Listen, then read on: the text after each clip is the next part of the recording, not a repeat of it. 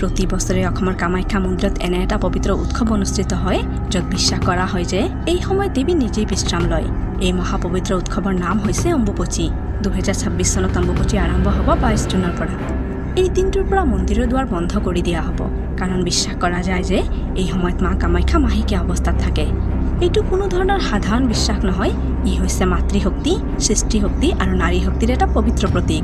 এই সময়ছোৱাক মা কামাখ্যাৰ সৃষ্টিশক্তিক সম্পূৰ্ণ শ্ৰদ্ধা, ভক্তি আৰু পবিত্ৰতাৰে মানা যায়। 2026 চনত 22 জুনৰ পৰা 25 জুনলৈকে মন্দিৰত কোনো দৰ্শন বা পূজা নহ'ব। এই সময়ত শ্ৰদ্ধালুসকলে বাহিৰৰ পৰা আই সেৱা জনায় আৰু সম্পূৰ্ণ পৰিৱেশ এটা বিশেষ শক্তিৰে ভৰি উঠে।